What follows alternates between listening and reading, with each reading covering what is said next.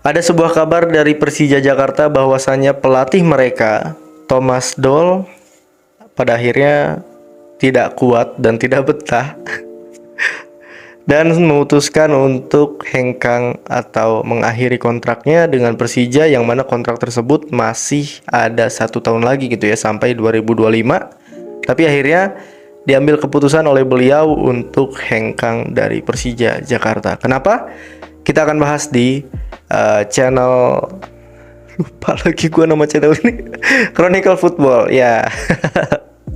Oke, poin yang pertama adalah alasan yang paling penting daripada beliau hengkang adalah ini dia sendiri ya yang bilang.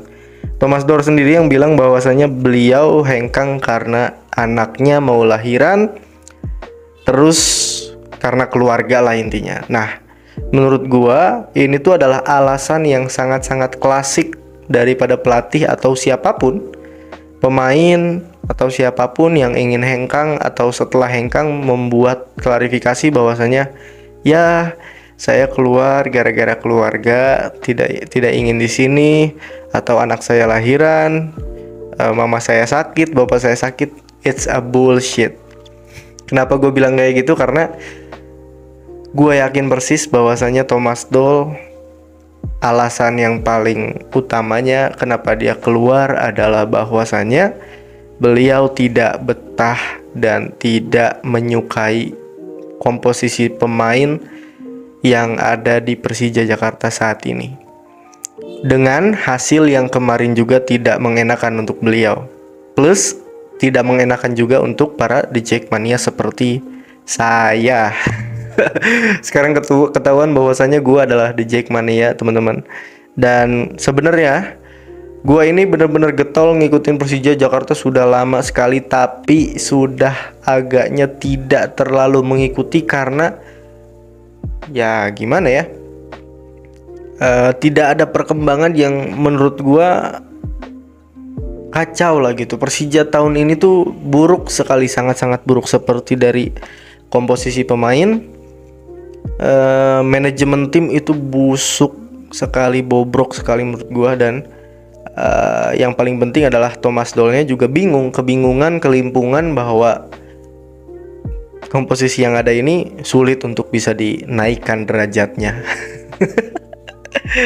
Tapi ya, musim buruk tahun ini bisa diambil pelajaran, tapi tidak bisa dijadikan hal yang baik untuk musim berikutnya. Kenapa gue bilang kayak gitu? Karena sudah jelas kita pasti akan mengambil pelatih yang baru lagi, dan itu membuat adaptasinya semakin lama lagi. Dan udah mah komposisi pemain Persija Jakarta ini sudah sangat-sangat buruk menurut gua, tidak terlalu bagus. Plus ada pelatih baru yang datang, adaptasi lagi, lama lagi, dan nggak ada pergerakan secara transfer pemain gitu ya. Nggak ada yang aneh-aneh. Rumor-rumor dari Persija juga nggak terlalu bagus. Gua lihat-lihat pemainnya itu doang. Dan kalau aja Persija Jakarta masih menahan Marco Simic, masih memainkan Marco Simic, memperpanjang kontraknya, menurut gua ya Persija masih akan sama seperti tahun-tahun yang kemarin gitu ya. Kenapa gue bilang kayak gitu? Karena Marco Simic jujur aja memang sudah bukan eranya lagi di persepakbolaan Indonesia untuk tahun ini ataupun tahun sebelumnya ataupun tahun berikutnya. Kenapa? Karena sudah banyak back-back yang mengenal beliau, cara bermain beliau, dan sudah tertebak cara gol-gol yang dia lesakan itu gimana gitu ya. Dan pemain-pemain back orang lain ya juga pasti gampang lah dalam hal ini menahan Marco Simic untuk tidak mencetak gol. Dan kalaupun lu bilang ya kan Marco Simic bisa dicadangin, ya terus gunanya buat apa Marco Simic kalau dicadangin doang ya kan? Dimainin aja bingung kita, kelimpungan nih Persija Jakarta. Sekarang apalagi dicadangin gitu, maksud gue. Mending lebih baik dilepas aja, dan ambil pemain yang tidak terlalu mahal tapi signifikan, ada dampaknya lah untuk Persija Jakarta. Itu maksud gua. Jadi jangan terpaku sama Marco Simic gitu loh. Karena sepak bola zaman sekarang nggak bisa dengan target man gitu. Haaland aja susah gitu maksud gua di Manchester City. Karena back-backnya udah tahu gitu caranya untuk bisa menahan Haaland, goal getter ataupun goal getter yang lain juga. Menurut gua seperti siapa ya?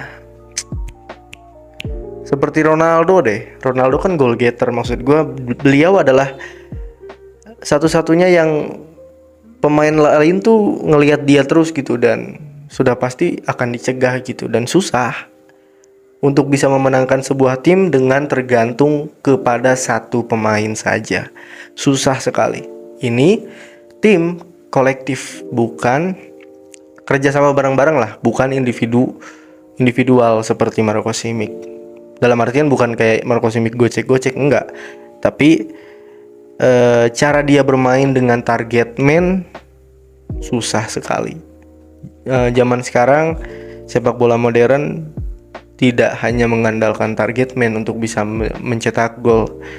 Banyak cara-cara yang lain yang mana dipakai di seluruh dunia, dan Persija Jakarta masih memakai cara yang lama.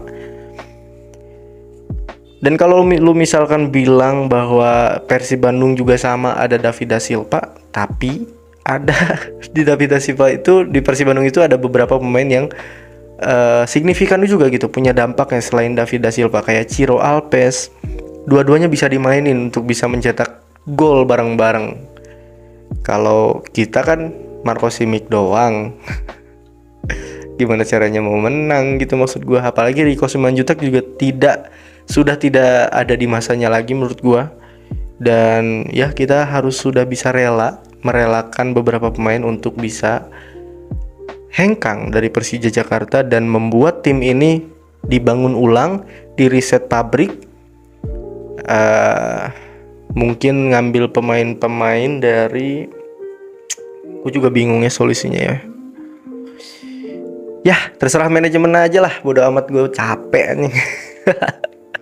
Tapi intinya itu juga pengaruh ya, manajemen busuk juga berpengaruh terhadap mental para pemain. Oke, kita itu mau ngomongin ini nih, gue lupa. Kita mau ngomongin soal si Thomas Doll ini. Alasan yang pertama kan dia bilang bahwasannya ini tuh soal keluarga ya, karena dia hengkang, ada anak yang mau lahir dan segala macamnya. Tapi menurut gue itu adalah alasan yang sangat-sangat klasik. Alasan yang sesungguhnya bahwa dia bisa keluar dari Persija Jakarta adalah karena beliau menginginkan challenge yang baru, tantangan yang baru, atau tidak betah, bosen, boring, pusing, kelimpungan, bingung lihat pemain kayak gini mulu, bingung lihat manajemen. Mungkin itu alasan-alasan yang mana menjadi faktor beliau untuk bisa keluar atau hengkang daripada Persija Jakarta. Dan menurut gua ini hal yang bagus, karena gua kasihan juga sama Thomas Doll. Kalau kita percayain sama Thomas Doll terus-terusan, gua kasihan sama otaknya, sama hatinya, sama batinnya, karena ngebatin ya melatih sebuah kelompok atau sebuah tim yang mana tim tersebut tidak berdaya untuk bisa kita latih. Gue harus jujur-jujuran aja sebagai di Jackmania, gue kecewa sekali dengan manajemen dan para pemain, tidak dengan pelatih, karena pelatih ini bagus banget. Cuma di dua ini doang nih, karena manajemennya busuk, pemainnya jadi kena mental.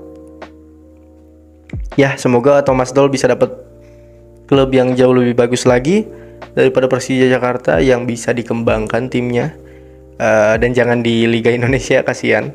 Lebih baik mungkin ke Liga Thailand atau Liga Malaysia atau mungkin Liga Vietnam lebih baik kali ya untuk Thomas Doll. Atau gue juga berpesan terhadap The Jackmania, lu semua, bahwasanya gue di sini mendukung penuh Persija Jakarta untuk bisa sukses sebenarnya. Tapi ketika kita melihat Persija Jakarta seperti ini, ya kita cuma bisa berdoa.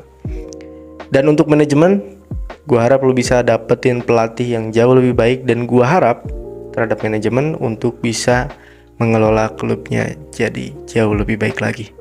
Ya, itu aja teman-teman untuk gua hari ini. Kita akan ketemu lagi di channel ini apa sih namanya? Gue lupa, Chronicle Football ya. Ciao ciao.